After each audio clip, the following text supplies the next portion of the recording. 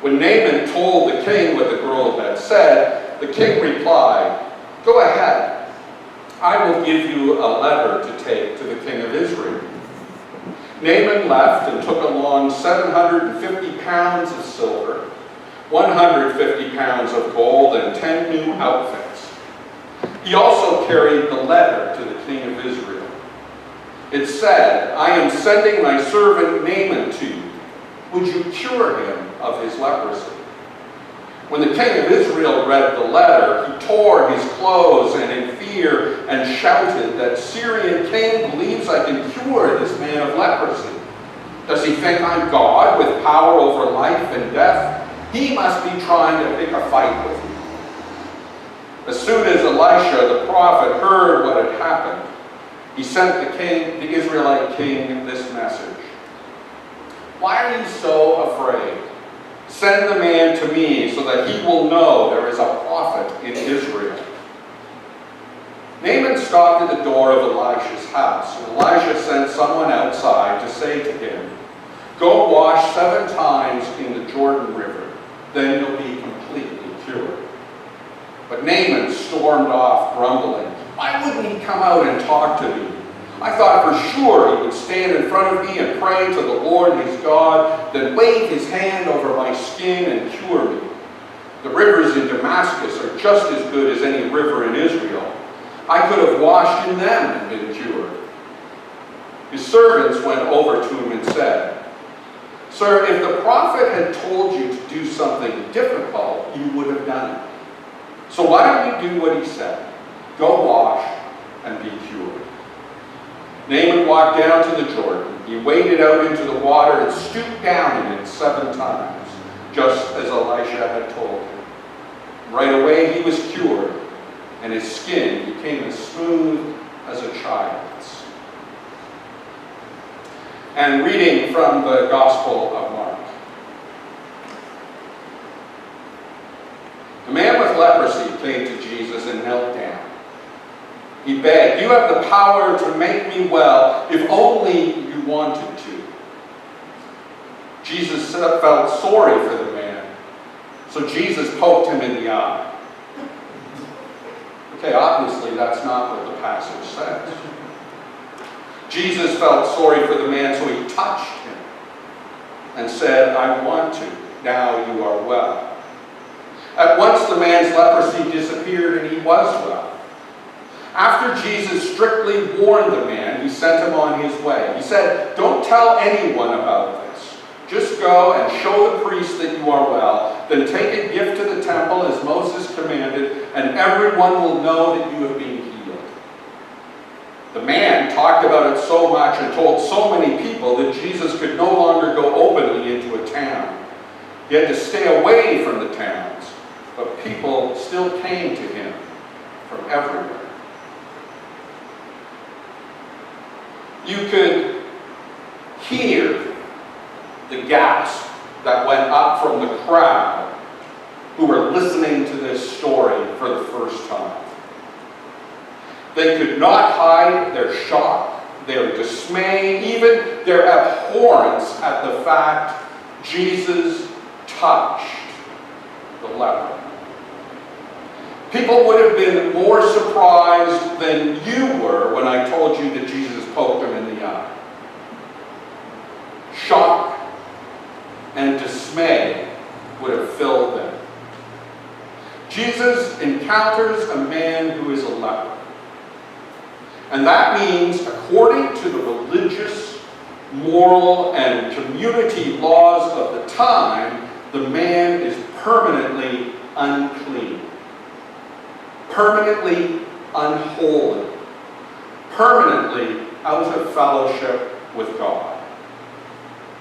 He is outcast, unwelcomed by his people, unwelcomed by his faith, and from all that he knows.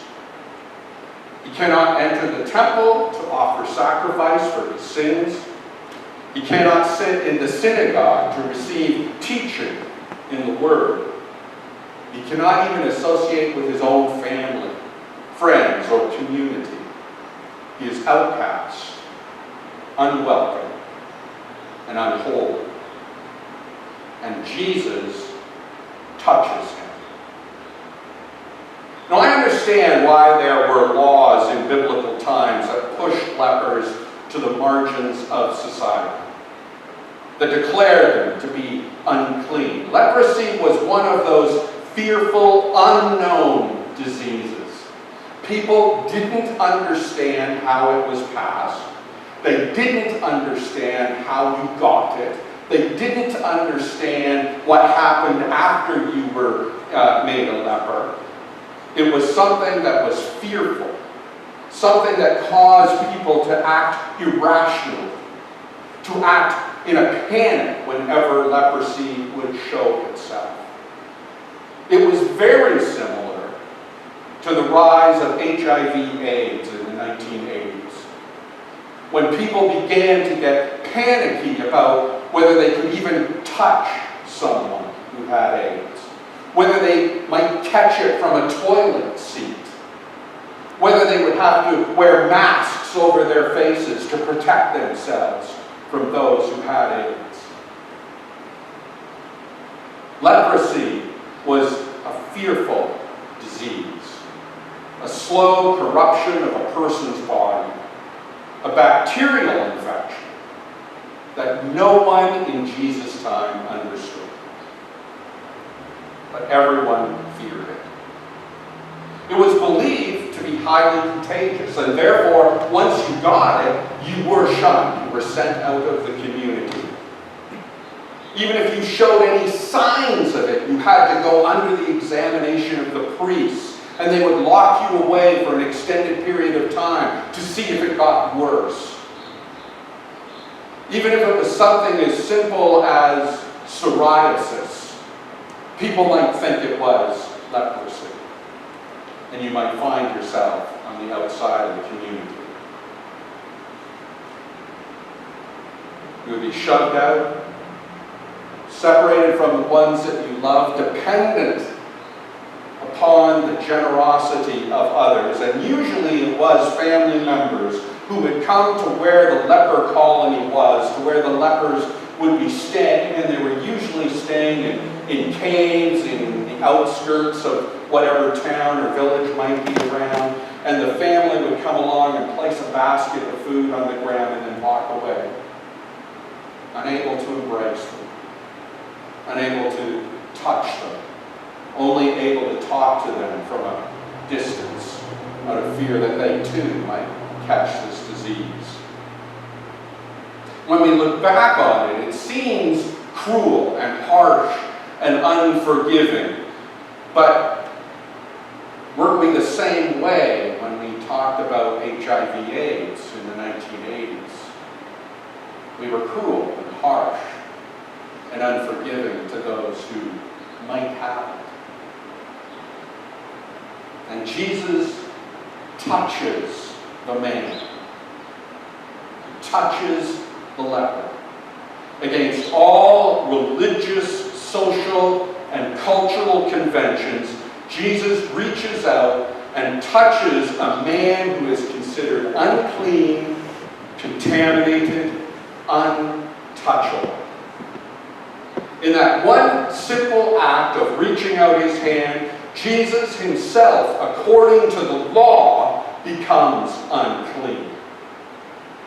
And to be unclean means one thing. You are unholy. You are no longer a pure person.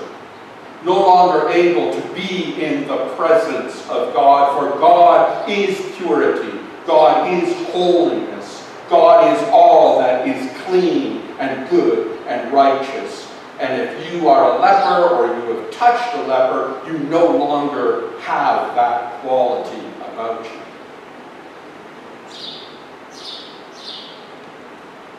So according to this, until Jesus goes through the necessary ritual cleansing, which involves a series of baths and staying away from the community for a while, and then being examined by a priest before he returns to the fellowship of the community. Until he goes through that, a state of holiness, cannot be found. He is unclean. But for now, from the moment Jesus touches the man, he is as unclean as the man himself. As if Jesus were infected with leprosy himself, with all of the restrictions that includes. That's exactly what the people listening to this story for the first time are thinking. The one we call the Messiah was made unclean. And the interesting part is that this takes place at the very beginning of his ministry. This takes place in Mark chapter 1, just after the encounters with John the Baptist and Jesus' time in the wilderness. This is one of the first acts that he engages in. And yet, right from the start, according to this, he is unclean. So does that mean that everything that he did afterwards, all of the teaching, all of the caring and compassion and love that he showed, was actually corrupted, was actually impure, was actually unholy, was actually separated from God? But then we're given some very confusing information. And the people themselves would have thought this as well. The man is made well.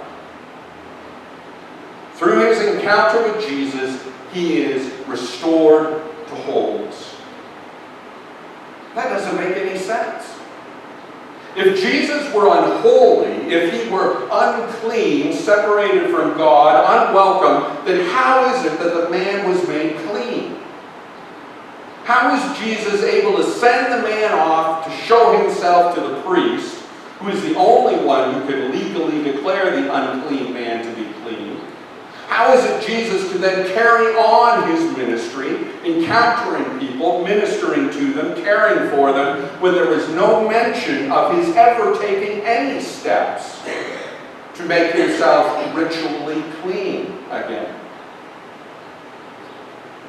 Well, the simple conclusion must be that neither the man nor Jesus were unclean at any point. They are not unclean when they meet. They are not unclean when they touch. They are not unclean when they depart each other. Both are, throughout this entire episode, in a state of holiness. They are both in communion with God and with each other. Hear that. They are both in full communion with God and with each other.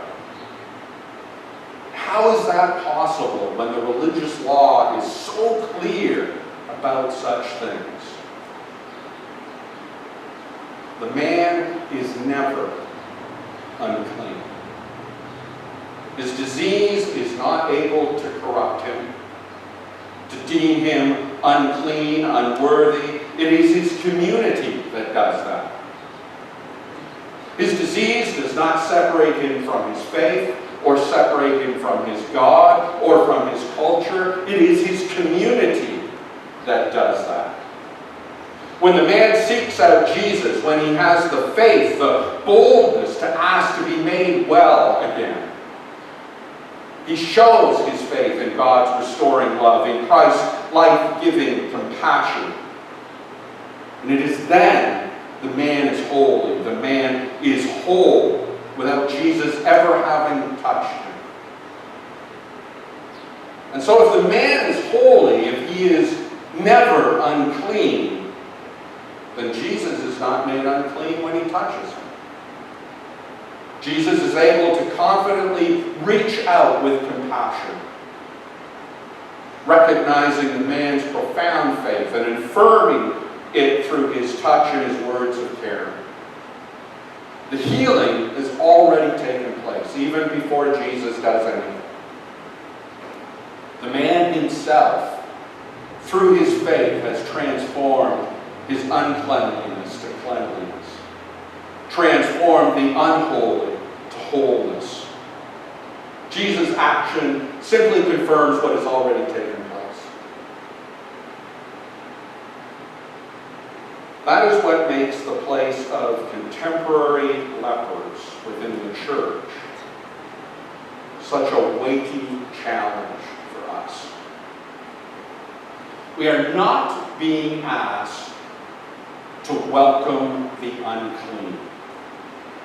We are not being asked to embrace the unworthy. We are not being invited to share holiness with the unholy. We are being asked to recognize that such holiness already exists.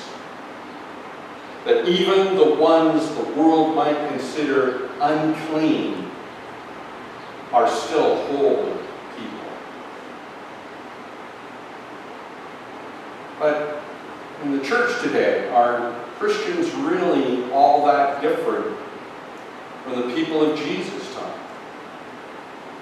Oh, there are no worries about actual leprosy, and such things are extremely rare in countries like Canada, and even if they do get leprosy, there are simple cures that are available. But there are lepers within society. And all we need to do is listen to the vehemence of the people within the churches as they express their fears over these modern-day lepers. If an ex-offender, criminal, were to get out of prison and return to his community and come and sit in church with us, in some churches he might be shunned altogether. In most churches, people would still look at him with a certain level of suspicion. Lots of Christians would find the presence of someone like that to be frightening, unnerving. What if he does something again? What if he does it against us? If a woman were to be invited into a position of leadership, of ministry, would she be accepted in the church? Not in some churches. Lots of Christians would find any woman's presence in ministry as fearful, sinful even, as a corruption of God's word. If I were to declare myself gay to you, would I be welcome in the church? Not in some churches. Lots of Christians would find my presence fearful, as if gay were infectious. If you're gay and you're in my church, you might corrupt my children. You might distort their moral path. You might make them unclean, unworthy. And what if I asked the church to bless my marriage to my gay partner? The church has often treated lepers in cruel and unforgiving ways. Whether we call them gay or women, Muslim, the poor, the unemployed, the mentally ill. Because when people look at them, people look at what they believe to be unclean, unholy. People regard themselves as holy because they are in the church. Because they call themselves Christian, because they call themselves holy, and those lepers are unclean, unholy, because, well, they aren't like us. And so people within the church find it necessary, even righteous, to fear and condemn contemporary lepers. So as the people of Shakespeare Church, what is your response? What is your response to the lepers within our society? If someone within the congregation were to stand up one day and say, I can't live a lie any longer. You need to know that I am gay. What would be our response? If someone were to stand up and say, I can't live the lie any longer, I can't pretend any longer, I'm an ex-con, what would our response be? If someone were to stand up and say, I have AIDS, would they be sitting in the corner all by themselves the next Sunday?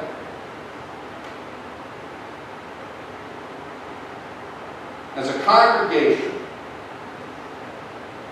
are you able to look past the leprosy that the rest of the world uses to confine and define people, and to see the person of holiness who is there? Because I'll tell you the truth. If you can do that, if you can see the human being behind whatever label we might place upon them, you will be a righteous and holy people. You will be the kind of church that the world needs, that the world seeks.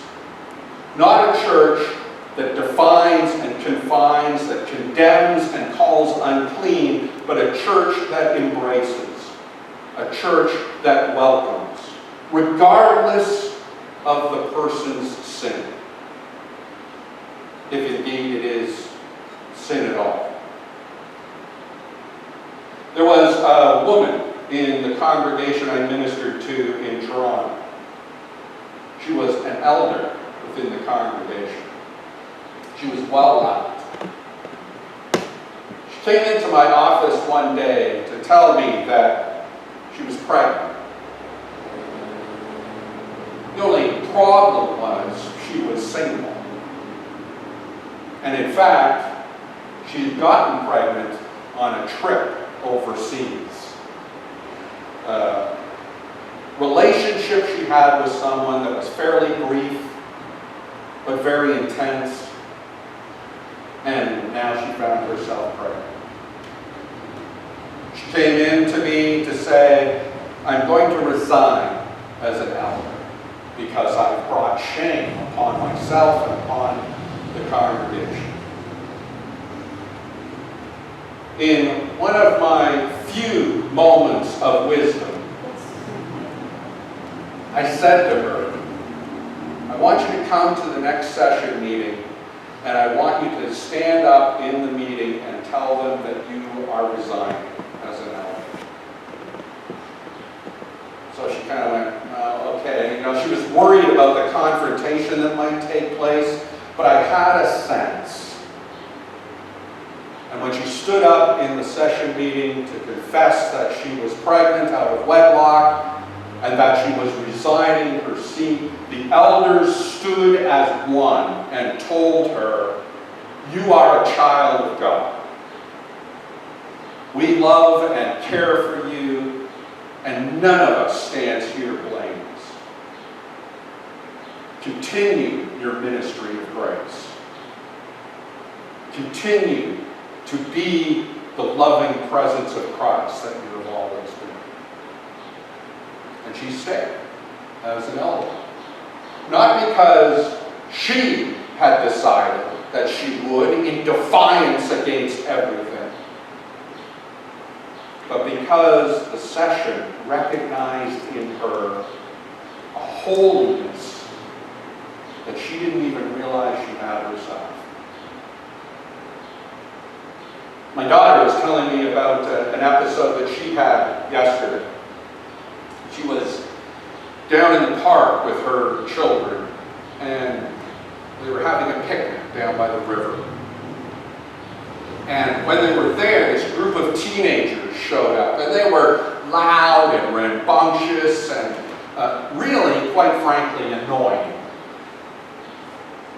And the one teenage girl that Chaslin focused in on, She was a rough-looking character. She had a, pierced eyebrow and a nose ring and all that other stuff that when I just look at it, I just go, eee.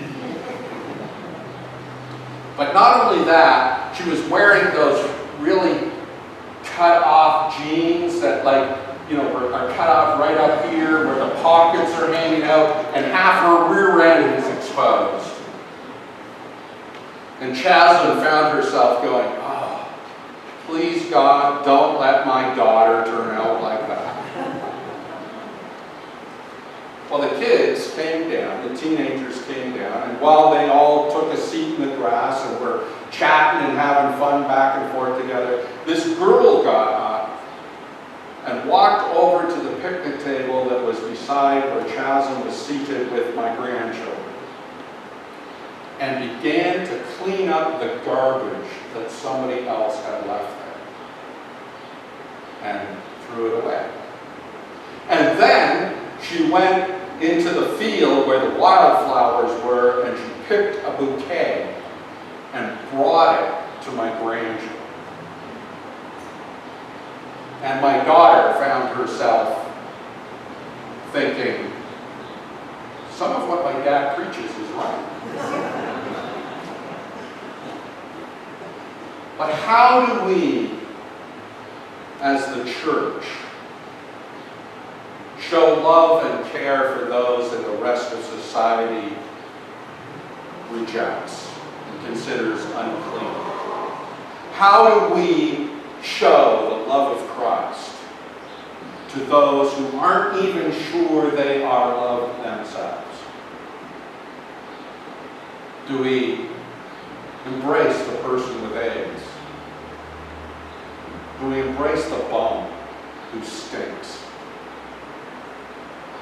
Do we welcome the gay person? Do we welcome the woman who has a child as a single person? Because it is that type of compassion, that type of generosity of grace that will define a congregation beyond anything else. You can have the most wonderful choir. You can have the very best preacher. You can have a magnificent facility. But if you lack that sense to see the holy in every person, then what do you have?